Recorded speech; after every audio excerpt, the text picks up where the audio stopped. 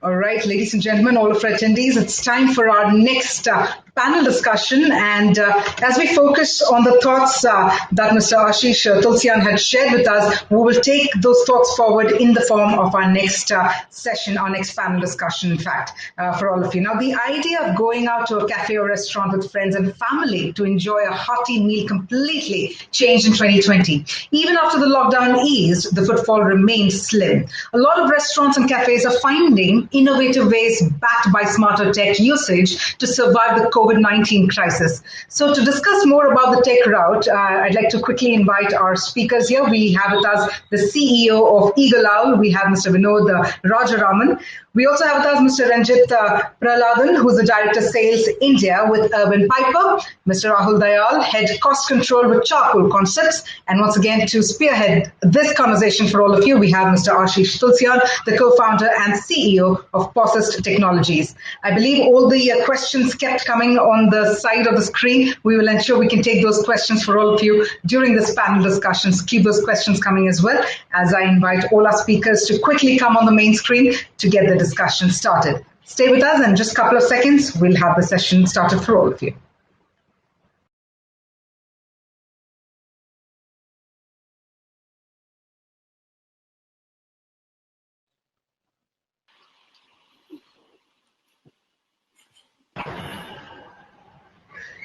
I believe all our speakers are in here. I guess we're just waiting for one more speaker to join in. But while that happens, I'd like to also request our session moderator, Mr. Ashish Tulsian, to set the tone for this panel discussion. Over to you, sir. Thank you, Kavya. Hey, all of you. Thanks for joining us here. The way we are going to run this is I would request Renjith, Vinodh, and Rahul, to spend 2 minutes on your introduction. Please tell us what you exactly do at your respective businesses and companies. And guys, this session is about. Although I'm sorry, I need to mention this. It says promoting cashless dining and payment. It is not about that. The session in the detail inside is really about margins and inventory control, something that I'm continuing from my keynote.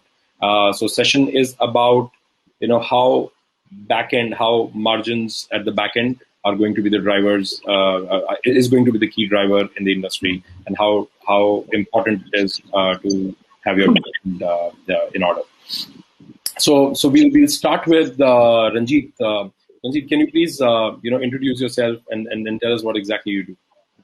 Sure. Can you guys hear me? Awesome. Great. So first of all, thanks a lot, Ashish, for sharing the stage for us, and also for the amazing keynote. I've just noted down a few points from there as well. So just quickly introducing myself, I handle sales for India region for Urbanpiper. So for those who know Urbanpiper, or just giving a brief introduction about the organization. So we are into the automation business. We're a technology organization which is kind of building in groundbreaking product solutions for the restaurant business. We've been in the business for the past 9 to 10 years, and we work with over 10,000 restaurants across India. And we've also launched our overseas markets, especially in GCC, where we have presence as a player there. So over the last couple of years, we've been building products that stay relevant to the changing landscape of the food tech industry. As Ashish rightly mentioned, that the food tech space has evolved tremendously over the last couple of years. And I think the overall pivots that as an organization Urbanpiper has also done is completely focused on how do we ensure that we go along with the wave and ensure that we produce solutions or build solid solutions or product solutions that kind of help the restaurants to navigate through that wave and be successful in the evolution process, right? About myself, prior to Urbanpiper, 85% of my career has been with Uber. So I finished my MBA from FMS Delhi, from Delhi University, and I joined Uber, scaled Uber from scratch, from 0 to 1 in the first 3 years of my journey, especially in the travel tech space. And in 2018, I hopped onto Uber Eats, launched the Uber Eats markets for South, mainly Kerala, Tamil Nadu expansion, Karnataka, and a lot of markets in the South. And that's when the Uber, the food tech space was kind of booming. And we kind of joined the bandwagon. In 2019, I stepped up to head the Uber Eats business for South India, mainly Karnataka, Tamil Nadu expansion, and Kerala. It was an enriching journey, and that's where my food tech space knowledge has also been enriched, right, in the process. And in 2020, as you all know, like we sold out to Zomato, and I did a small gig with an agri-tech startup, getting a very different experience of another tech space altogether. And then Urbanpiper happened. So that's about myself. Would hand it over to Vinodh for his introduction. Thanks, Ranjit. Thanks, Renjith. Hey, hi everyone. My name is Vinodh. I'm an engineer by degree and profession, but for the last 5-6 years, I've been focusing on making restaurants more profitable. I ended up heading the cloud operations of a cloud kitchen set up in 2015-16. And I literally faced a lot of issues with respect to maintaining the profitability of our kitchen, right? And that's when I felt, okay, the back end operations of any restaurant was way behind where it should be. And I figured there would be more people like me who face this issue. And that led to the birth of Digitizing in 2018. And as a company, we focus specifically on restaurant backend operations, as we feel that's more critical towards your profitability. And over the last 3 years, we managed to grow to 4 countries and 15 odd cities in India and abroad. And we'll continue to make it more profitable. That's what we focus on. Thank you, Vinodh. Over to you, Rahul.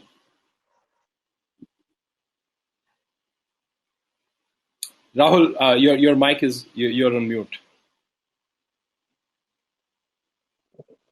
Yeah, good afternoon, everybody. I'm Rahul Dayal. I did my hotel management from IHM Lucknow way back in 1991. And since then, I've been in the hospitality industry. Initially, I started with operations, worked there for about 4 years with Meridian Delhi. And after that, I switched over to controls. And since 1997, I've been handling controls for different companies. Right from, I was in Muscat for 2 years, then Orchid Group, then India Habitat Center, that is Oldwood Hospitality. I have been with Lightbite. I have been with Pan India Food Solutions, and now currently working with Charcoal Concepts. Charcoal Concepts is basically an Indian cuisine streams of K Hospitality, which manages Copper Chimney, Bombay Brasserie. These are the 2 local brands. Then we have got Bombay Borough. We have got Gully Kitchen. We have presence in India, that is Bangalore, Chennai, Pune, Mumbai. Outside India, we have presence in Dubai, we have it in Kuwait and in London. Currently, I joined this Copper Chimney Group way back in 2017 as head for cost control. In cost controlling, we realized that in the P&L of an organization, the food cost is the part which makes or breaks an outlet, the EBITDA, because rest all overheads are almost constant, which hardly impacts your sales. But if you can reduce your COGS or the food cost, your EBITDA can shoot up, and which can give you a profitability. So currently, we are managing the same at this company. Looking at that, the basic concept what we follow, we need to inculcate these trainings in the team down the line, so that if your down the line team understands that how to maintain the cost and how to manage it, you will be in a better position to manage your EBITDA and reduce the cost.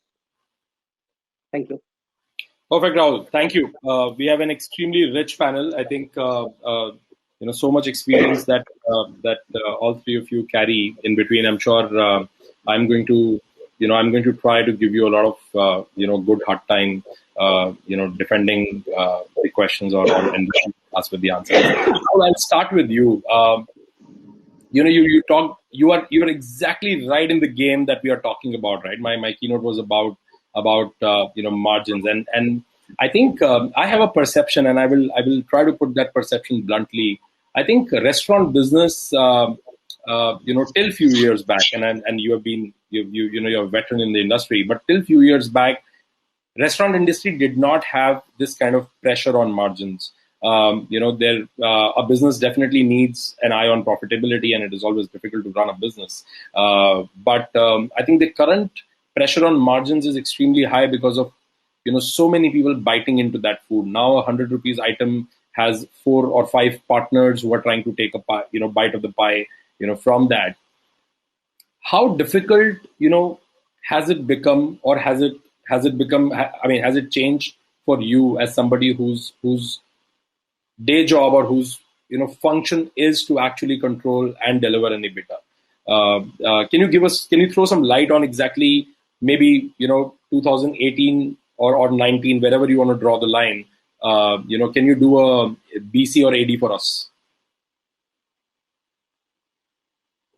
Rahul, you're on mute. Okay, Ashish, if you go a few years back, I would say around 15 years back, the hospitality industry was more into hotels and less into the restaurants. At that point of time, the selling prices were decided according to the cost price of a product. A recipe was taken, it was costed, and on an average of around 25 to 30% cost was taken, and then the selling price was decided. And then the margins were fixed there that you will get X percentage of margin. But going with the growth of the restaurant business, and the cutthroat competition, what happened that the selling prices were not decided on the cost price basics anymore. Now the current scenario, it is decided on the competition prices. In the competition prices, when you see, you need to understand that if the other restaurant is selling at a cheaper price and you sell it at your 30% or 25%, you may not be able to stand in the market. So in that scenario, now the concern is that you have to decide the prices in the competitive market, and then you may have to first is tweak your recipes to get a better profitability, and which not at the cost of the quality. And second part is that you have to manage your inventories, and cash flows have to manage very well. You have to manage low inventories. Now inventory turnover ratios plays a major role here. Inventory turnover ratios is something like that whatever you need to consume in a monthly basis, you need to procure that. So to check that, the best option is that you put a check on your purchases. If you want to say that you want to do a 23% purchases of your food, now depending upon the revenue, your purchases should be controlled at that level. If you start controlling there, your cost will be well controlled. But Rahul, I'll just interject there. Yeah. Cost control from the purchase perspective is one part, right? Yeah. But yeah. how has the margins which are getting eroded at the front end, right? Where Yeah. and probably we'll come to Renjith next, to talk about that. Where there are new partners which are actually biting into your top line. Yeah. And has that actually resulted in much different and more pressure on the bottom line, managers like you? So pressure, you mean to say post-COVID or pre-COVID you're talking? You can take both, right? So I mean, I would love to hear actually both the perspectives, because you have also been doing mostly dine-in brands, right? So I'm sure things look very different from there. I want to know, how does the pressure translate to the bottom line when there are partners who are biting into the top line only come in? See, the thing is that in this, if you go for pre-COVID arena, there was nothing, because your deliveries was not very high. Deliveries was contributing around maximum to around 25% of your sales, not more than that to any restaurant. See, we have a restaurant where we were having a sale of around 25% of deliveries. But what is looked at, that deliveries has an add-on cost, maybe an aggregator's margin, maybe a packing cost, which was well covered by your dine-in, because dine-in does not have all this. So your profitability was managed by your dine-in business. Now in the current scenario, when your COVID, post-COVID, when the restaurants are totally dependent on your delivery only, you have to be much more stringent in your recipes, in your what do you call spoilages. Your spoilages need to be well controlled, because spoilages is a part. If you control that, your cogs can be controlled. Spoilages plays a major role. If your spoilages shoots up due to any reason, maybe your yields are not proper, maybe your raw material selections are not proper. If you don't select a raw material properly, your yields reduces, and that impacts the cost. So you have, on a daily basis, you need, while receiving a product, whether it's a vegetable or whether it's a butchery, whether it's anything, you need to be very cautious that the product specifications are very well checked while receiving, so that your yields doesn't differ. Because the moment your yield differs, your cost shoots up and your margin reduces. Rahul, I'll actually, reiterate on a point that you mentioned. What you essentially are saying is that deliveries, even in the pre-COVID era, for our dine-in restaurants, were still not really the profit-generating business. They were more, an extension of service to your patrons, to your existing customers, and dine-in was already filling that margin. But because the percentage was less, it was being covered. Renjith, I'll come to you. Given that you saw the entire Uber Eats curve, you developed that business in South India, and now you are with Urbanpiper, where you are actually the middle layer and enablers, between for the restaurants and aggregators. My question is that when deliveries essentially are not a profitable business, and that is something which we know across the board. How do you look at restaurant business? What is your lens when you talk to your customers every day, and especially COVID era and beyond? I think deliveries are going to rule the roost. It is going to remain a large part of the business. What is your perspective on your customers and their prosperity, and how do you believe they should be handling this better? Awesome. So, Ashish, so I think we'll have to take a step back, right? So basically, having seen the Uber Eats journey from scratch, right, and also speaking to a lot of restaurants now, I think when we take a step back and understand the evolution of the way consumers have dealt with food in general, right? It's largely online, right? Which means the barrier to exit for a consumer is very high today.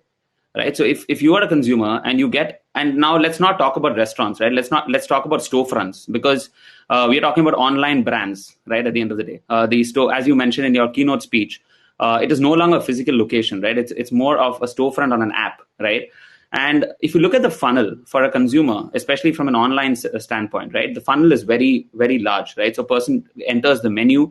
He looks at the menu, he checks for his item. If he gets the item he needs at the price he needs, then he goes to next stage is adding to the cart.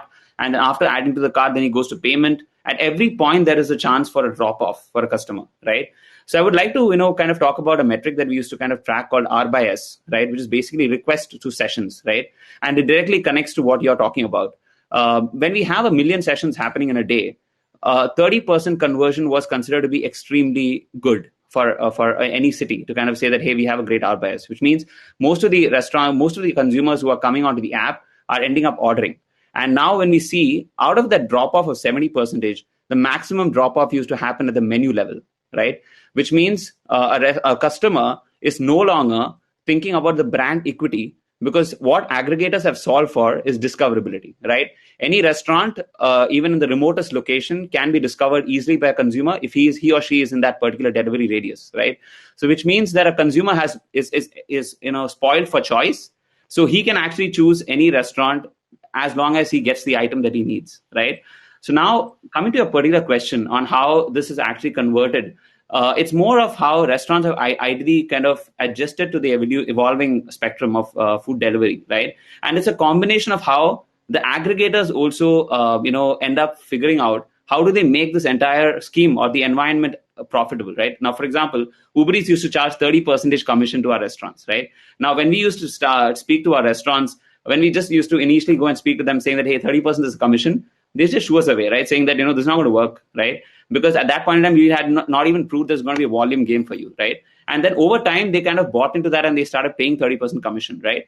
But then what we realized was at some point in time, we should also figure out internal efficiencies to ensure that how can we reduce that commission for the restaurant and make deliveries profitable for a restaurant as well, right? And that's where brands like Urbanpiper come in, where they come in between and try to solve these problems at scale, right? Ranjit, but I'm sorry, I'm interjecting there, but my particular question is that see today, for us, it's very important. I mean, when I look at my customers' prosperity, I wish for that prosperity for all selfish reasons, right? If my customer is not going to prosper, this is not going to work, right? They may be able to pay me today, they won't be able to pay me tomorrow, right?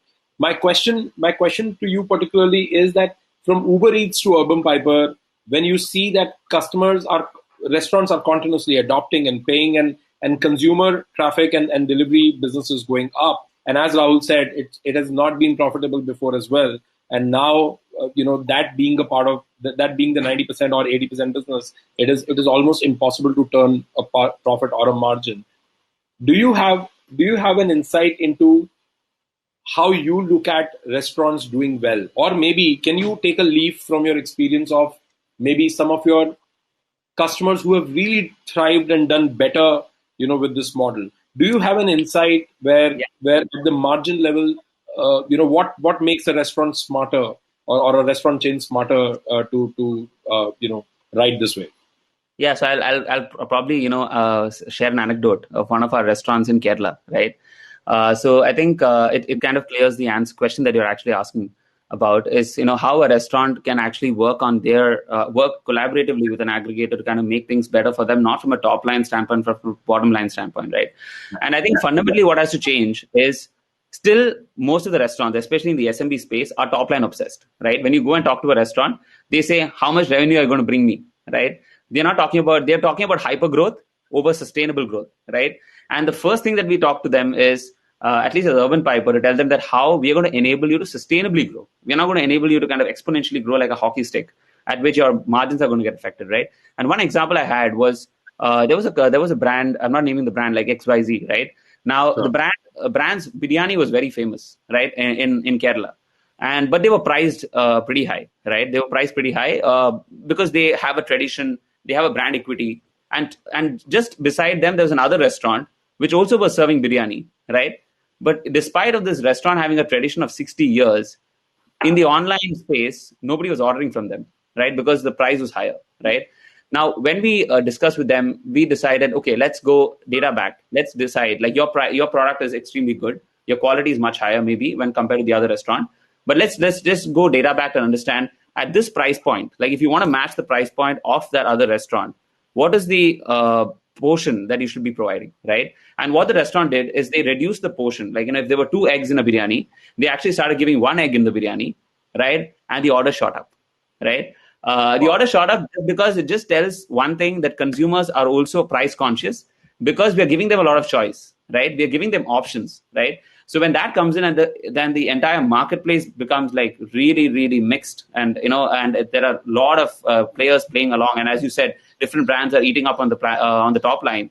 It's very critical for us to think about innovative and creative ways to think of our menu, right? And we really re-engineered the menu of that restaurant to kind of make it, fill the pockets of the major portion of people who are actually living in that area, right? Especially the kind of delivery radius that we were offering. And their orders really shot up. I'm not saying that they hit the volume that the other person was hitting, but their margins came under control because they were generally priced a little higher. And it was about identifying what are those high margin products that has to be stocked always. And ensure that's where inventory control becomes an important part, right? So to ensure that your inventory is strong, so that the high margin items are always in stock, right? And it's portioned in a data-driven manner to ensure that we are actually pricing it correctly. So the consumers also end up consuming the food, and they end up hitting their top line also higher. At the same time, the bottom line is also kind of under control because the high margin products are getting sold, and they're also putting a good competition with their the other competitor who's probably giving it at a very, very cheaper price. Brilliant. I think that is a phenomenal point. So in essence, what you're saying is that while restaurants are continuously top line obsessed and they look at aggregators only as machines that can give them a lot of business at any cost, and the cost actually turns out to be more than what they can bear. And on the other side, there is another school of thought that, okay, you reduce, you make your magic at the level of purchase and try to tune your margins out of it. There's probably a third direction, which is re-engineering your menu, re-engineering your portion size, and making sure that you're able to meet the demand, basis what customer is looking for, or not basis what you have been selling in the dine-in or what you have been selling in takeaway traditionally. Then one more small point I would like to make is how these restaurants can become a little more data-driven, right? So, for example, there's a single point that we used to talk to restaurants on your online hours, right? They used to say that we are online, for 24 hours, right? We are online for 18 hours. But what we told them is, out of the 18 hours or the 6 hours that you're not online, those 6 hours are during the peak time, right? Because of which there's no point in you having 80% online hours when 20% of the online hours where you should be on the peak time, you're not online, right? Or even when you go to a dish level, as you mentioned, right? You actually specialize at a dish level and ensure that a dish is online at the time that a person is craving for biryani. There should be biryani on the storefront, right? So I think that's where inventory control again comes into picture, and how restaurants can actually tackle this a little bit more data driven. And brands like Urbanpiper will actually bring that data focus to restaurant owners, and kind of change the game for them. ये एक हिंदी का एक शेर है, which is exactly what you just did here. It says, सोच बदलो सितारे बदल जाएंगे, नजर बदलो नजारे बदल जाएंगे, कश्तियां बदलने की जरूरत नहीं है, दिशा बदलो किनारे बदल जाएंगे. So I think changing the perspective and looking at a different side of making the margin is actually need of the art. To you, Vinodh, my question to you is something which I also relate with. Given that we are in the similar board. In last 5 years, 6 years, I mean, Posist is 9 years old now, but I think if I look back even as recent as 4 or 5 years back, it was very difficult for us to get restaurateurs and our customers, to convince them to actually focus on inventory control, to convince them to actually use the product. In most of the cases, they used to buy it and they never used to get to a point to use it purely. Because of, I mean, we used to believe that it's an expertise issue, but I think it was not the expertise issue. It was a focus issue. They were not really caring for it, or they were not maybe caring enough. Theoretically, they always wanted to do it, but practically they did not have, probably the compulsion. They were not getting to that point. You started business at a time, when probably this was at a rising curve. I don't even know whether you knew that or not, right? But I'm sure you discovered that it was on the rising curve. Anecdotally, and what change have you seen in terms of restaurateurs' approach in last 2 years or 3 years? I'm not talking about only COVID. I'm talking about, let's say, 2019 and then COVID. Anecdotally, can you share some anecdotes where you saw that people were doing X and then they moved and then they flipped and then they actually started doing Y? How do you think? How do you see this trend and your experience with the existing customers? Sure. I think, before answering that trend over the last 2 years, I'll just give a little bit of a brief about what I've at least learned in the last 5 years of being associated with this industry, right? See, look, there is a saying in poker, right? Money saved is money earned. And this specifically applies to restaurant back-end operations and inventory. And it is a fact, like you said, Ashish, that this was largely given a stepmotherly treatment by most operators, and they didn't take it too seriously for a long time. And over the last 5 years, at least when I've been with the market for a while and studying what's going on, we found three different types of operators, right? The first one is your innovators and early adopters. These guys were always looking for new technology, and they already knew what to do. They understood the importance of food costing, inventory, improving their processes and efficiency. And these guys love to pay for value. They never haggle for pricing and other stuff. The second set of players are the ones who probably wanted to do, but they were fence sitters. They never took it too seriously because they still haven't understood the grim situation they are in, or probably they didn't take inventory too seriously to improve their fortunes. The third set of people, which is the larger majority in most countries, including India, are the people who don't care at all. They're happy to continue to run it like a mom and pop store, right? What they haven't figured out is billing is billing, right? I mean, they have to understand that your food cost is directly proportional to your sales, and it keeps increasing how much ever you sell, whether it's high or low. And if you don't have a good hang of it, you are never going to become profitable. You're never going to scale, and you will never be more efficient. And fundamental to all of this is to have any good inventory system which has recipe as the core part of their offering, right? And your menu, your purchases, everything talks to your recipe, and then you figure out not just what your actual COGS is, but also your theoretical COGS, and you figure out then why there is a difference or a variance, and then you double down or narrow down and figure out why there is a variance. And this kind of sets up the process for a company to scale, and the people in any restaurant, they become more wary that owner is tracking it. And coming to your actual question, Ashish, sorry for the digression, but I was just giving a background. The last 3 years is when we started this company. Of course, I started in 2018. because I felt the pain in 2016 when I was trying to solve the backend operations of our cloud kitchen. And I honestly, I wasn't sure if there was a super need for inventory at the time. It was just a hunch, as I told you when I met you also, right? I wasn't sure. But I think there is a significant change in the thought process in the last, I would say, 1.5 to 2 years, more than 3 years back. In the last 2 years, I've seen a dramatic shift in the mindset of a lot of people to focus on inventory. And every day we talk to different operators who say, inventory is my problem. I'm not able to calculate my food cost. I'm not able to transfer items from one place to another. I think this changes happen largely due to two reasons. One is people have seen the need for adopting technology. Technology is your friend. If you continue to ignore it, you will die pretty fast, right?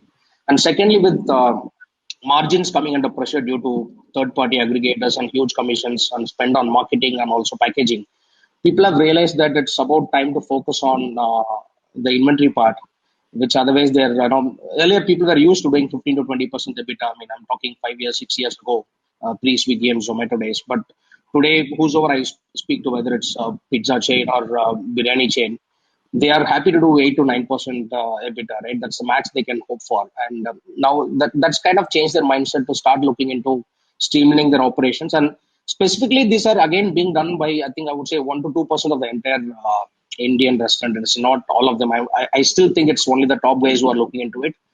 People who are data oriented, who want to look into data to take decisions. But otherwise, largely, I think our industry is still way behind in terms of adopting technology. Got it. Thanks, Vinodh. Rahul, I'll quickly come back to you, and after that, I think we have certain questions from the audience. Kavya, let us know in case there are questions you would like us to. Sure.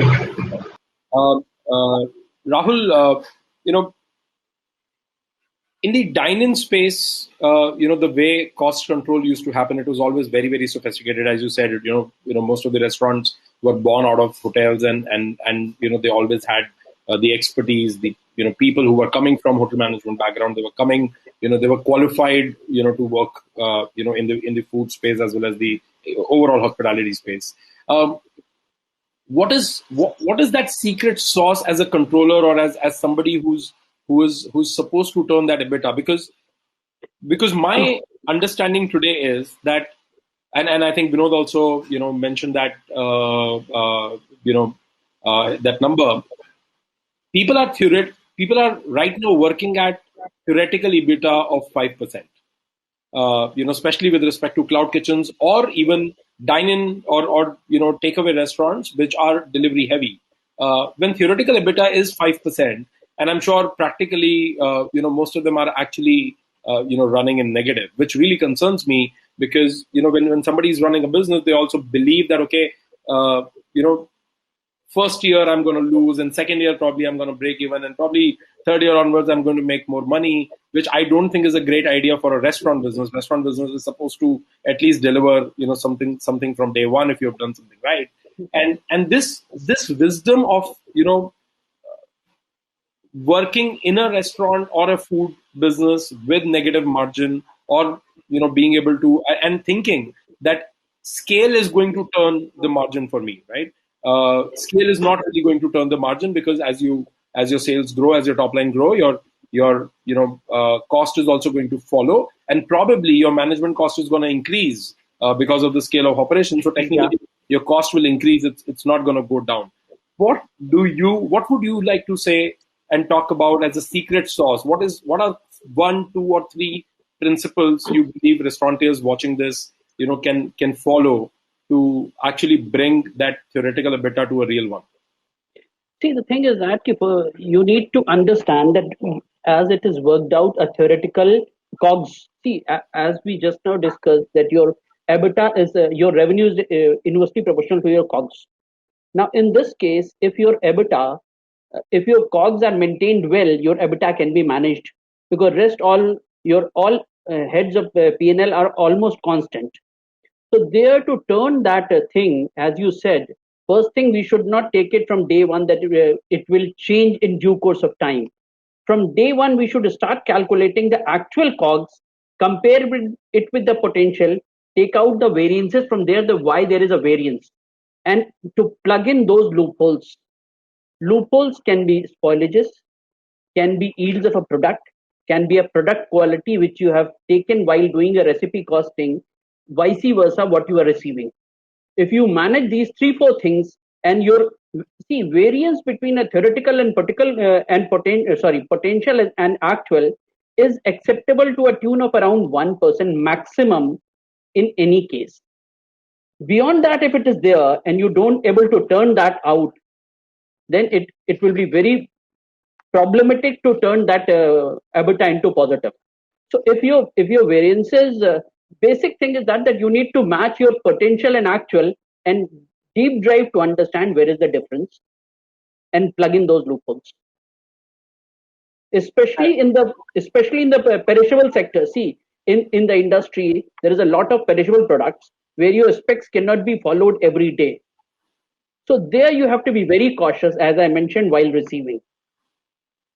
Your yields, if your yields differ, if your yield reduces, your theoretical potential differs and your EBITDA goes down. That was a I think 1% is a pretty tight target.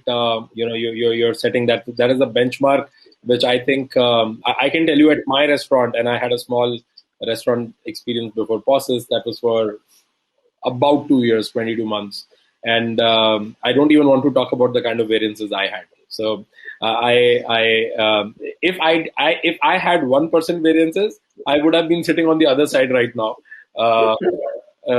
not trying to actually set my mistake right, but rather would have been a restaurateur. But on that note, can we take questions from the audience? Ashish, can you hear me? Am I audible? I can hear you. Yes. So we have a question that's coming from our set of attendees. It's on the right side. If you want, I can narrate it to you, if that's all right. Or it's to your right side as well, all the questions. Okay, I'm sorry. I did not see Q&A. Got it. Yes. No worries. Got it. Okay. So we do have time for 2 questions for sure. So in fact, there's one question on restaurants' own websites or apps really bringing orders. That being another question as well. And what should the food cost percentage in cloud kitchen be? All the more. Okay. So I'll quickly pick up one question. Sure.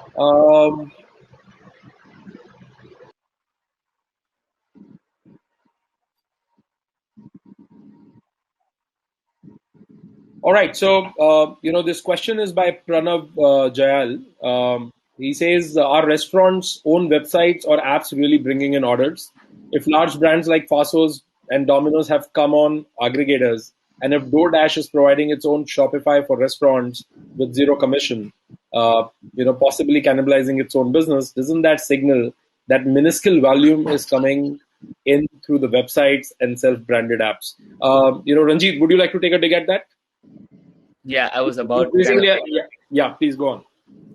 Yeah, so coincidentally, we also have a product called Meraki, right? So Meraki is a product that's basically providing restaurants with their own website and app solutions, right?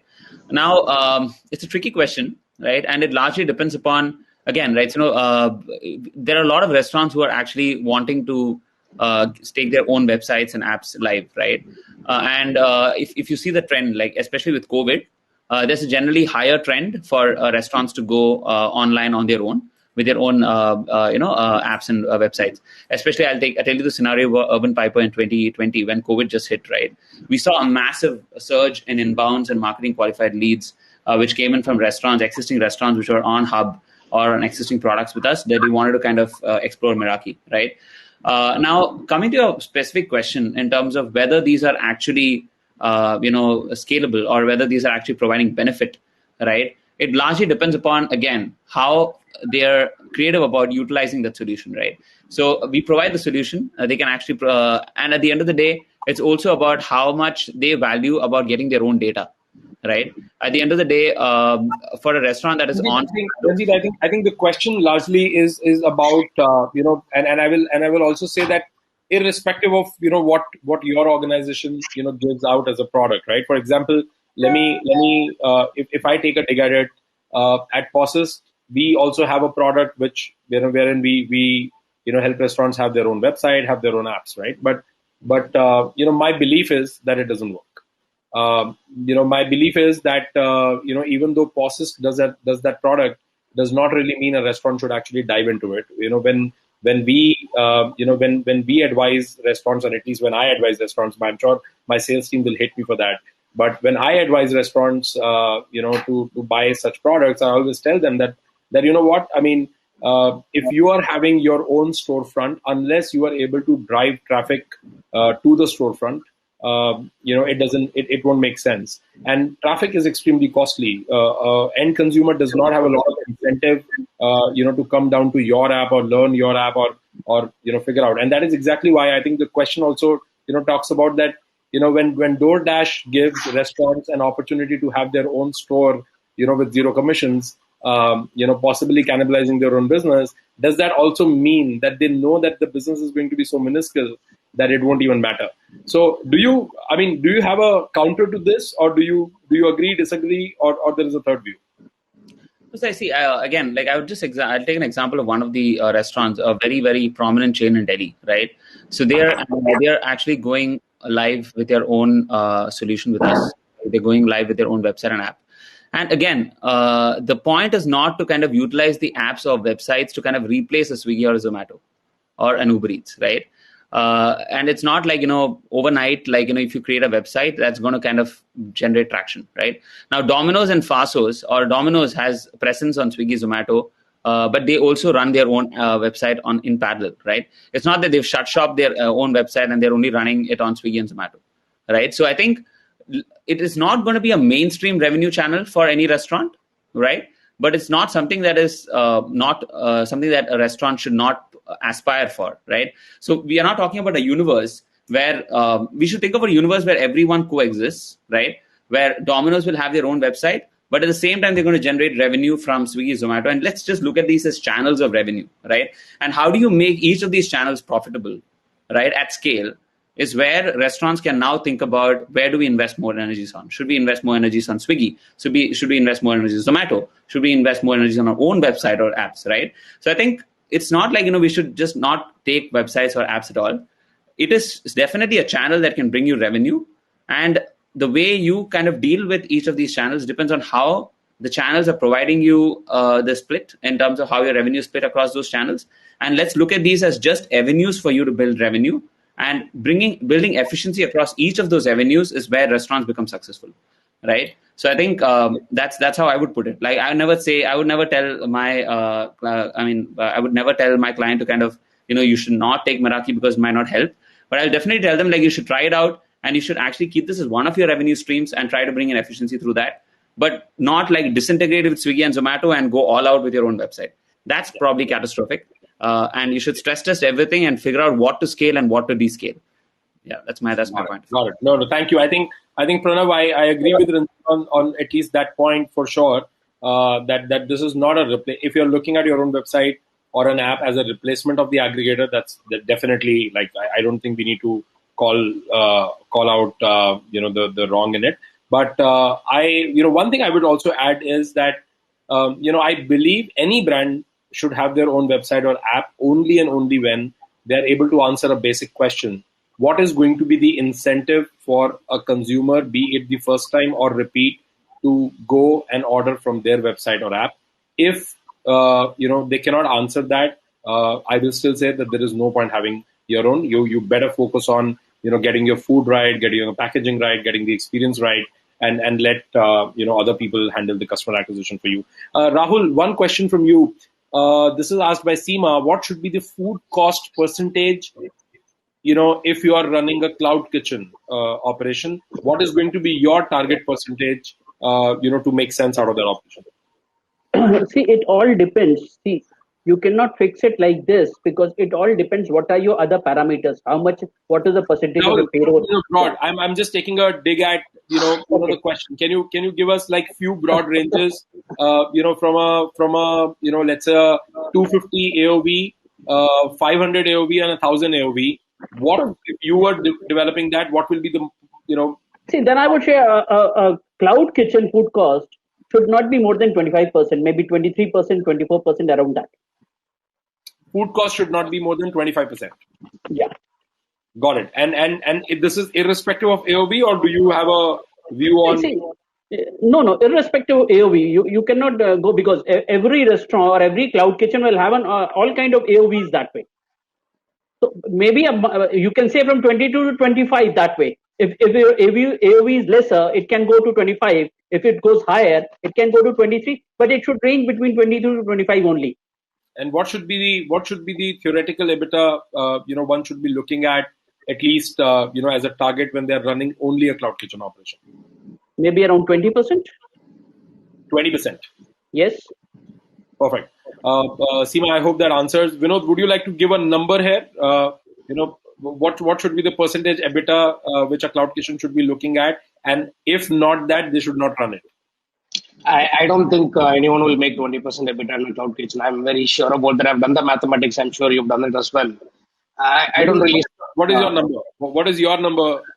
I think they can probably do max 8 to 10%, and that's the max they can hope for, and that's what the data also shows, because we work with quite a few cloud kitchens in pizza segment and biryani segment, and all of them have said they don't make money on pure delivery models. None of them make money.